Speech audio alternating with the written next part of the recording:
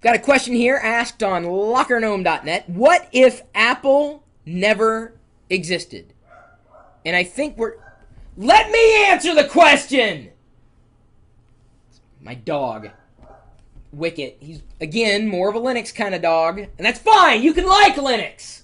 In fact, if Apple never existed, Linux would probably have a better shot at, being everywhere. Actually, I can't really back that up because I don't think Linux would get much further than it is at this point, even if Apple never existed. I mean, it's an alternative. That's fine. For some, it's the primary choice. Not for everybody. If Apple never existed, I would say the world would be a very, very sad place. And just think about that. At this point in time, when you're thinking of a smartphone, for most people, it's the iPhone and everything else. When you're thinking about a tablet computer, it's the iPad and everything else. When you're thinking about an MP3 player, it's an iPod and everything else. Apple, Apple, Apple, Apple, Apple, Apple, Apple, Apple, Apple, Apple, Apple. Strong brand, right? But if Apple wasn't around, make no mistake, I would hope that another company would have established itself. Some other platform, potentially. We may, have still been, at this point in time, in the dark ages. That would be the world before something like Mac OS X was around.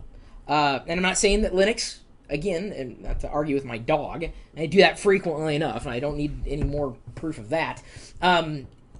I don't think that Linux would have accelerated anymore because Apple existed. In fact, I would say Linux would actually have been hurt if Apple didn't exist. I would argue that Microsoft would have been hurt if Apple didn't exist. So I think the world would be a much more pathetic place for consumer electronics if Apple didn't exist.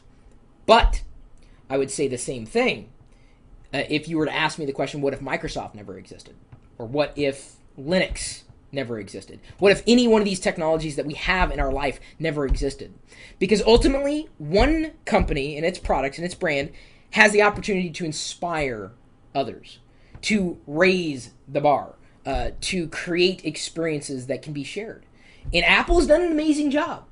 But, and you can do your history, I've said it, I've been saying it for years, I respect Microsoft for what they did with the ecosystem, to use a Microsoft phrase. That's, if you ever sit in on a meeting at Microsoft, they throw that word around with reckless abandon.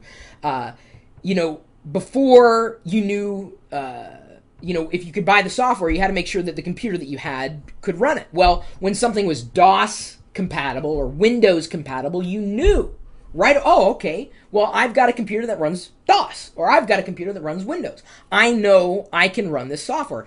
These days, it's not as big of a deal because you know that PC is pretty much synonymous with Microsoft Windows. Mac, of course, Mac OS X, don't really see any Linux software, at least on store shelves.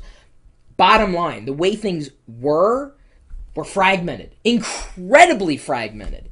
And Microsoft, despite their tactics, monopolistic practices, as some would argue, I think they did a good thing by uniting and making it easier for someone, a consumer, to walk into a store or, order from a catalog. At that point in time, people did still order from catalogs, and know that what they were getting would be compatible with what they already had. This was a huge deal way back when. You got half the audience was probably too young to remember a world before Windows, but I certainly do.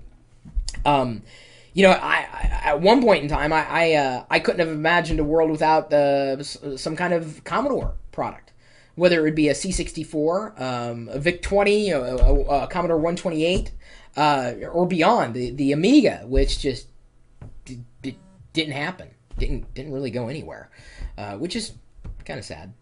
Either way, I think that the world would be far worse off without either Microsoft or Apple. So I'm changing the question a bit because I don't want to. I'm not trying to say that I'm more on the side of Apple or more on the side of a company that isn't Apple.